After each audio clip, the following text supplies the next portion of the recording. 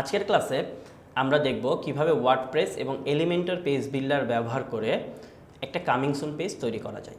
তো সেটা করার জন্য প্রথমে আমাদের জানতে হবে কামিং সুন পেজ কি। ধরেন আপনার ক্লায়েন্ট একটা ডোমেইন পারচেস করেছে something.com। তো সে চাচ্ছে যখন কোনো ভিজিটর something.com এটা লিখে সার্চ করবে তখন তার ওয়েবসাইটটা যতদিন না রেডি হবে তার আগ পর্যন্ত খুব সিম্পল একটা পেজ দেখাবে, যেখানে এরকম কথাটা লেখা থাকতে পারে get ready, something cool is coming. তার মানে কি, যখন কোনো ভিজিটর এই ওয়েবসাইটটাতে আসবে তখন সে বুঝবে যে ওয়েবসাইটটা এখনও প্রিপেয়ার হয় নাই, বাট এটার কাজ চলতেছে। কিছুদিন পরে একটা কাউন্টডাউন দেওয়া যেতে পারে যে এতদিন পরে এই ওয়েবসাইটটা বা এই ইউআরএলটাতে যদি আমরা ভিজিট করি তাহলে একটা ওয়েবসাইট দেখতে পাবো। তো একটা ওয়েবসাইট তৈরি করার আগে যে সিম্পল পেজের মাধ্যমে আমরা ভিজিটরকে অ্যাট্রাক্ট করে রাখতে পারি বা গ্র্যাব করে রাখতে পারি সেটাকেই বলা হয় কামিং সুন পেজ। তো চলুন আমরা স্ক্রিনে চলে যাই। ওকে, তো আমি আমার প্রিভিয়াস ভিডিওগুলোতে দেখিয়েছি কিভাবে ডোমেইন হোস্টিংয়ে লগ ইন করতে হয়, কিভাবে ওয়ার্ডপ্রেস সেট আপ করতে হয়। তো আজকের ক্লাসে আমি সি প্যানেলে লগ ইন করে রেখেছি, আমি এখান থেকে ওয়ার্ডপ্রেস ইনস্টল করছি। সো ওয়ার্ডপ্রেস ম্যানেজার বাই সফটাকুলাস,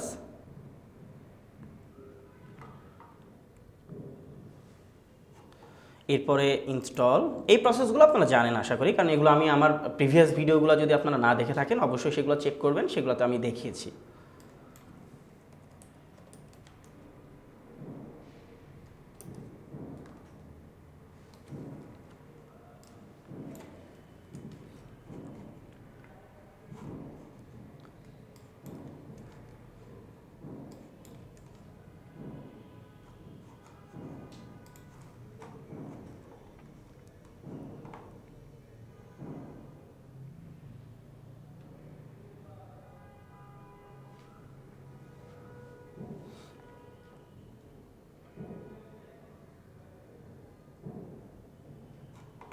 ওকে, আমরা সাকসেসফুলি ওয়ার্ডপ্রেস ইনস্টল করেছি। এরপর আমরা ওয়ার্ডপ্রেসের ড্যাশবোর্ডে যাচ্ছি।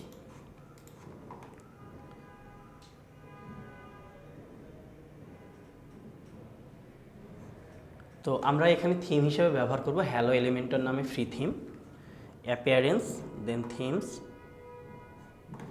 এরপরে এখান থেকে অ্যাড নিউ, সার্চ বারে লিখব hello elementor, then install, activate. Okay, আর আমরা পেজ বিল্ডার হিসেবে ব্যবহার করব elementor. So hello elementor theme install করলে এখানে এলিমেন্টরের সাজেশন আসে। সো এখান থেকে ইনস্টল এলিমেন্টর করতে পারবেন, অথবা প্লাগইনস, এরপরে অ্যাড নিউ এই অপশনসে যাবেন, দেন এখানে লিখবেন এলিমেন্টর, লিখে সার্চ করবেন এলিমেন্টর ওয়েবসাইট বিল্ডার, এটা ইনস্টল।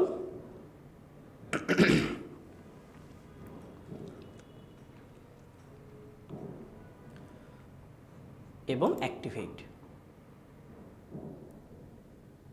ওকে, এরপরে আমাদের পেজ ক্রিয়েট করতে হবে। তো পেজ ক্রিয়েট করার জন্য আমরা এলিমেন্টর ইনস্টল হওয়ার পরে এখানে এলিমেন্টর রিডিরেক্ট করে আমাদেরকে অন্য একটা পেজে যাবে যেখানে বলবে এলিমেন্টরে অ্যাকাউন্ট ক্রিয়েট করতে।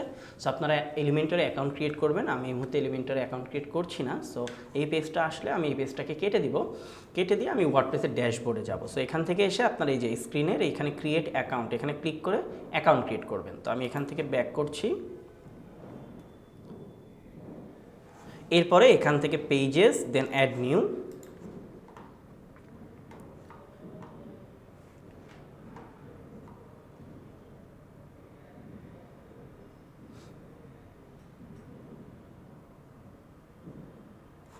এরপরে আমরা এখানে পেজের নাম দিতে পারি। তো আমি কামিং সুন নাম দিতেছি, আপনারা যে কোনো নাম দিতে পারবেন।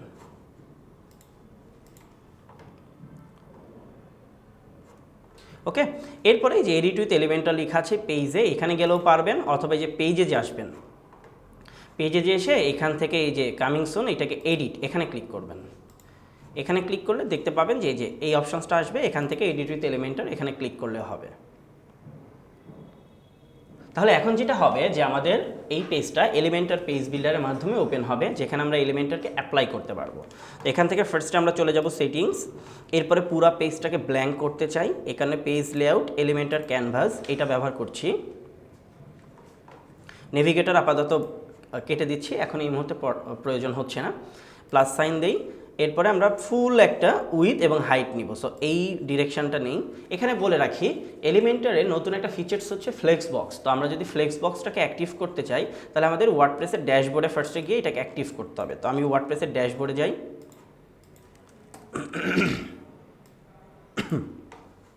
এরপরে এখান থেকে চলে আসবেন এলিমেন্টার, দেন সেটিংস, এরপর এক্সপেরিমেন্টস,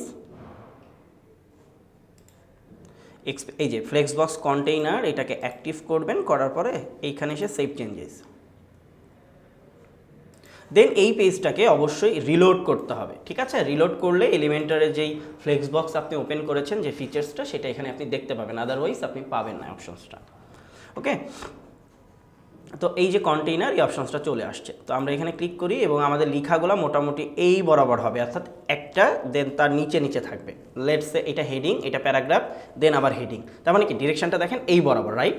সো আমরা এইটা নিব এই কারণে। সো এই ডিরেকশনটা চুজ করি, দেন এই কন্টেইনারে ক্লিক করি। এরপরে এই কন্টেইনারটার হাইট চাই ফুল হাইট। তো এক একটা ডিভাইসের হাইট হবে এক এক রকম। তো আমরা কিন্তু এটা এক্স্যাক্ট মেজার করতে পারবো না পিক্সেল দিয়ে।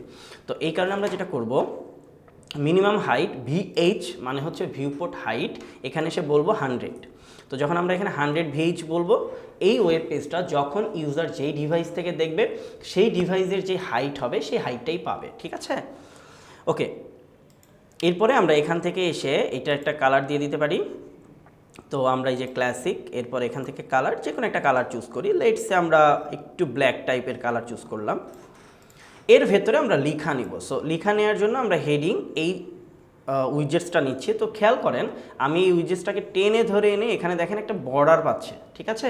তো বর্ডার পাওয়ার পরে আমি এখানে ছেড়ে দিব। এরপরে যে অ্যাড ইউর হেডিং হিয়ার, এখানে আমরা লিখবো let's say get ready. So আমরা এটা লেখার জন্য এই যে এখানে বলে দিব গেট রেডি, তাহলে যে গেট রেডি চলে আসছে, গেট রেডি,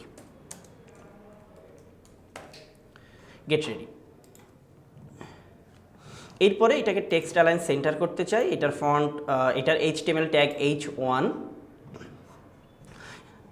এরপরে স্টাইল, দেন আমরা এটা একটা কালার চুজ করতে পারি।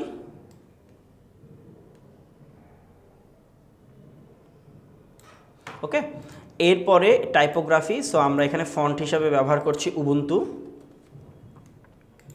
Font size let's say 40 pixel or আরেকটু বেশি, 45 পিক্সেল। এরপরে ফন্ট ওয়েট 700। লাইন হাইট দরকার নাই, লেটার স্পেসিং কিছুটা দিতে পারি। সো আমরা 3.4 আমরা ব্যবহার করছি, লেটার স্পেসিং ব্যবহার করছি 4, তাহলে প্রত্যেকটা লেটারের মধ্যে কিছুটা জায়গা পাবে।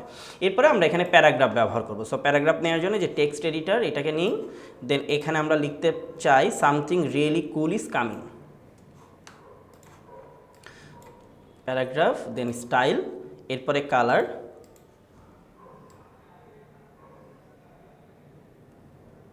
সো এরপরে কালার, দেন টাইপোগ্রাফি। এখানে আমরা ফন্ট ব্যবহার করছি উবুন্টু। সো ফন্টের ওই কনসিস্টেন্সি আমরা অবশ্যই মেনটেন করব। Font size 16 pixel or 18 pixel. Then text align centre. So এরপরে আমরা চাইলে এখানে একটা কাউন্টডাউন দিয়ে দিতে পারি যে কতদিন পরে এইখানে এই ডোমেইনে যখন কেউ আসবে তখন ওয়েবসাইটটা দেখতে পাবে। সো আমরা যদি এখানে দেখি তাহলে আমাদের এইখানে যদি আমরা দেখেন, এইখানে এসে যদি আমরা কাউন্টডাউন লিখে সার্চ করি, এই যে আমরা যদি এখানে কাউন্টডাউন লিখে সার্চ করি তাহলে দেখেন এখানে একটা লকপ্যাড দেখতে পাচ্ছি। লকপ্যাড মানে হচ্ছে এলিমেন্টারের ফ্রি ভার্সন আছে এবং পেইড ভার্সন আছে, দুইটা ভার্সন আছে। সো পেইড ভার্সনে আমরা কাউন্টডাউন এটা ব্যবহার করতে পারবো না। কাউন্টডাউন এই উইজেটসটা ব্যবহার করতে হলে আমাদের এলিমেন্টারের প্রো ভার্সনটা লাগবে। তো আমরা এই মুহূর্তে প্রো ভার্সনটা ব্যবহার করব না। সো আমরা একটা কাজ করতে পারি, সেটা হচ্ছে এলিমেন্টার একটা প্লাগইন এবং এই প্লাগইনের আরও অনেকগুলো প্লাগইন আছে। সো আমরা এরকম একটা ফ্রি প্লাগইন ব্যবহার করব এলিমেন্টারের। সো আমরা এলিমেন্টারে আসছি, এই যে প্লাগইনস, অ্যাড নিউ। এরপরে এখান থেকে আমরা সার্চ করতে পারি essential add on.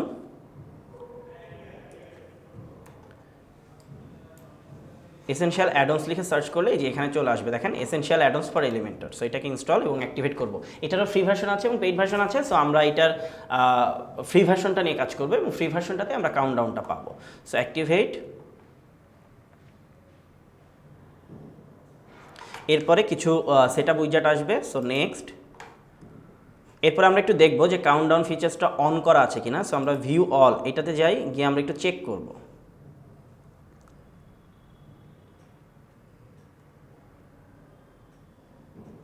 Okay, so creative button, advance,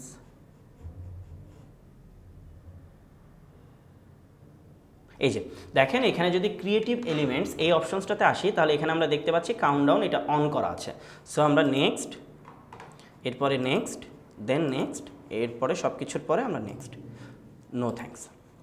so আমরা successfully essential addons for Elementor নামে এই ফ্রি প্লাগইনটা ইনস্টল করেছি। এখন আমাদের যেটা করতে হবে, এলিমেন্টরে এইখানে এসে যতটুকু কাজ করছি সেটাকে আপডেট করবেন, করার পর একবার রিফ্রেশ করবেন। আপনি যদি কাজ আপডেট না করে রিফ্রেশ করেন তাহলে কিন্তু আপনি যতটুকু কাজ করেছেন সেটা সেভ হবে না, চলে যাবে। সো যখনই আপনি রিফ্রেশ করবেন অবশ্যই মেক শিওর করবেন যে আপনি যতটুকু লেআউট ডিজাইন করেছেন সেটাকে আপডেট রাখার। সো এখান থেকে এবার আমি লিখছি কাউন্ট, এই যে দেখেন আমি যখন এখানে কাউন্টডাউন লিখছি, এই যে ইএ মানে হচ্ছে এসেনশিয়াল অ্যাডন, তার মানে এইটা পাচ্ছে এসেনশিয়াল অ্যাডন থেকে। তো এই উইজেসটাকে টেনে ধরে আমরা এখানে রাখছি। রাখার পরে এখানে কাউন্টডাউন চলে আসছে। এটা ডিফল্ট দেয়া যায়, এভারগ্রিন দেয়া যায়, এখানে বিভিন্ন ধরনের ডিজাইন বা টাইপ সেট করা যায়। সো আমরা এটাকে ডিফল্ট রাখছি। এরপর এখানে কাউন্টডাউন ডেট দিতে পারবেন যে কত তারিখে সাইটটা লাইভ হবে। তো আমরা ধরে নিচ্ছি যে এটা লাইভ মানে 31 তারিখ পর্যন্ত দিয়ে রাখছি, ঠিক আছে, যে 1 তারিখ থেকে আমাদের সাইটটা লাইভ হবে।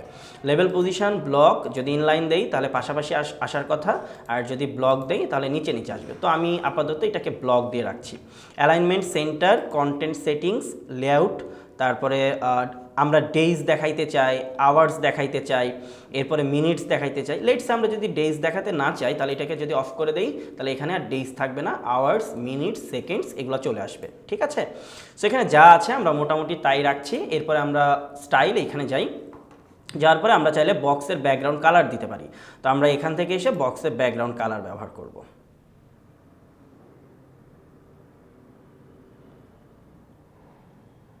ওকে, এরপরে স্পেস বিটুইন বক্সেস। সো এখানে আমরা যদি এটাকে বাড়াই তাহলে বক্সগুলোর মধ্যে জায়গা বৃদ্ধি পাবে। তো আমি এখানে 15 পিক্সেল করে রাখছি। স্পেস বিটুইন কন্টেইনার, সো এটাকে যদি আমরা বাড়া কমা করি তাহলে কন্টেইনারের মধ্যে জায়গা বাড়বে। সো আমরা এখানে আপাতত এটাকে 0 করে রাখছি। প্যাডিং, বর্ডার ডিফল্ট যা দেওয়া আছে থাক। এরপরে কালার অ্যান্ড টাইপোগ্রাফি, এটাতে কি আছে দেখি। এখানে দেখেন এই যে ডিজিট কালার, অর্থাৎ এই কালারগুলো কি হবে। সো এখান থেকে আপনি কালার চেঞ্জ করতে পারবেন। তো ইয়েলো আছে, আমি ইয়েলো রাখছি। এরপর টাইপোগ্রাফি, অর্থাৎ নিচে যে লেখাগুলো আছে সেটার কালার কি হবে সেটা আপনি এখান থেকে চেঞ্জ করতে, এখানে টাইপোগ্রাফি হচ্ছে যে এটার মানে ফন্ট ফ্যামিলি, ফন্ট সাইজ কি হবে। সো আমরা যেহেতু উবুন্টু ব্যবহার করছি আমরা এক্ষেত্রে উবুন্টুটাই রাখবো। এরপরে এখানে ফন্টের সাইজ চেঞ্জ করতে পারবো। যেহেতু আমি হেডিং এবং প্যারাগ্রাফের টাইপোগ্রাফি নিয়ে অলরেডি কথা বলেছি, সো এখানে আর টাইপোগ্রাফি নিয়ে আমি ডিটেলসে বলছি না। Countdown levels, so countdown levels এটা একটা কালার দিতে পারি। এরপরে এইটা টাইপোগ্রাফি, জাস্ট ফন্ট ফ্যামিলিটা চেঞ্জ করে, যেই ফন্ট ফ্যামিলি আমরা ব্যবহার করছি উবুন্টু সেটা ব্যবহার করছি। ওকে, সো এতটুকুন ডান। এরপরে আমরা এখানে সোশ্যাল যে অ্যাকাউন্টগুলো, একটা বিজনেসের সাথে যে সোশ্যাল অ্যাকাউন্টগুলো অ্যাড থাকে, লেটসে ফেসবুক, টুইটার, সেগুলো অ্যাড করবো। তো এগুলো অ্যাড করার জন্য আমরা এখান থেকে এসে লিখছি সোশ্যাল আইকনস। দেন সোশ্যাল আইকনসগুলো এখানে দিতে পারি ফেসবুক, টুইটার, ইউটিউব। আমি চাইলে লিঙ্কডইন অ্যাড করতে পারি। সো অ্যাড আইটেম এখানে ক্লিক করছি, দেন আইকনের উপরে ক্লিক করে আমি এখানে অল আইকনসে যাচ্ছি, এখানে লিখছি লিঙ্কডইন, ঠিক আছে। আমরা চাইলে এই লিঙ্কডইনের এই আইকনের উপরে ক্লিক করলে কোন ইউআরএলে যাবে সেটা এখান থেকে দিতে পারবো। লেটসে ফেসবুকের এই আইকনে ক্লিক করলে কোন অ্যাড্রেসে যাবে সেই লিঙ্কটা আমরা এখানে দিতে পারবো, ঠিক আছে। এরপরে আমরা এখান থেকে শেভ এটাকে সার্কেল করছি, দেন স্টাইল, এরপরে অফিসিয়াল কালার আমরা এটা রাখতে পারি অথবা কাস্টম কালার বলে দিতে পারি। সেক্ষেত্রে আমরা প্রাইমারি কালার এখান থেকে চুজ করতে পারি যে প্রাইমারি কালার কি হবে। তো আমরা এটার প্রাইমারি কালার এরকম কিছু একটা রাখি। দেন সেকেন্ডারি কালার আমরা এটাকে রাখছি। ওকে, এরপর এগুলার এই আইকনগুলার সাইজ কত ছোট বা বড় হবে, এগুলার মধ্যে জায়গা কতটুকুন পাবে সেটা আমরা এখান থেকে ডিসাইড করে দিতে পারবো। তো এতটুকুন করার পরে আমরা চাইলে এটাকে একটা হোভার ইফেক্ট দিতে পারি। দেখেন খুব সুন্দর একটা হোভার ইফেক্ট দিতে পারি। এখান থেকে এসে যে আইকন হোভার এখানে আসবেন, আসার পরে যে অ্যানিমেশন আমরা এখানে এটাকে বললাম লেটস সে শ্রিঙ্ক। তাহলে দেখেন আমরা যখন এই যে আইকনগুলোর উপরে হোভার করব তখন দেখেন এটার এক ধরনের অ্যানিমেশন হচ্ছে। সো এই পুরো কাজটা করার পরে আমরা যদি এটাকে দেখতে চাই তাহলে দেখেন এইরকম দেখাচ্ছে।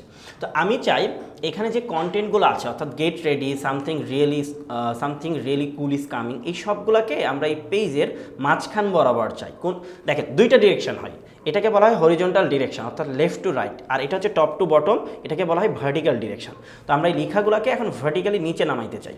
সো এটা করার জন্য এই পুরো কন্টেইনারে ক্লিক করছি, দেন এখান থেকে এসে আমরা এটার জাস্টিফাই কন্টেন্ট সেন্টার করে দিলে দেখেন সবগুলো একদম সেন্টারে চলে আসছে। এরপর আপডেট করব, দেন প্রিভিউ চেঞ্জেস এখানে ক্লিক করলে আমরা আমাদের ওয়েবসাইটটা দেখতে পাবো যে কেমন দেখাবে। তো দেখেন অনেক চমৎকার একটা ওয়েবসাইট তৈরি হয়ে গেছে। সো আমরা এটার কিছুটা কাজ করতে পারি। কাজটা কি, আমরা কিন্তু এই মুহূর্তে ওয়েবসাইটটা তৈরি করতেছি ল্যাপটপ ব্যবহার করে। সো ভিজিটর কিন্তু আমার এই ওয়েবসাইটটা ল্যাপটপ দিয়ে দেখতে পারে, ডেস্কটপে দেখতে পারে, মোবাইল ব্যবহার করে দেখতে পারে। তার মানে কি, ইউজার বিভিন্ন ডিভাইস ব্যবহার করে আমার এই ওয়েবসাইটটা দেখতে পারে। তো আমার এই ওয়েবসাইটটাকে এখন রেসপন্সিভ করতে হবে যাতে করে ভিজিটর যেই ডিভাইস দিয়েই দেখুক না কেন ঠিক মতো এটা দেখতে পারে। এটা করার জন্য আমরা এলিমেন্টর পেজ বিল্ডারে আসি, দেন এই যে রেসপন্সিভ মোড, এরপরে এই যে ট্যাবলেট এখানে আসবেন। ট্যাবলেট ডিভাইসে আসলে আপনার মানে কেউ যদি ট্যাবলেট ডিভাইস থেকে আপনার ওয়েবসাইটটা ভিজিট করে তাহলে কেমন দেখাবে সেটা এখানে আমরা দেখতে পাচ্ছি। এরপর মোবাইল ফোন, সো আমরা যদি মোবাইল ফোনে আসি তাহলে দেখেন বিশেষ করে কাউন্টডাউনের পোর্শনটা একদমই উইয়ার্ড বিহেভ করছে। সো আমরা কাউন্টডাউন এই পোর্শনটা ঠিকঠাক করতে পারি। তো এখানে ক্লিক করছি, এরপরে আমরা এখান থেকে space between container, space between boxes, so এগুলোকে আমরা কম বেশি একটু করে দেখি যে এইগুলার কোনো কাজে আসতেছে কিনা। তো আমরা এইটাকে 0 করে রাখছি। স্পেস বিটুইন বক্সেস এইটাকে আমরা কমাইতে পারি 4 or 5।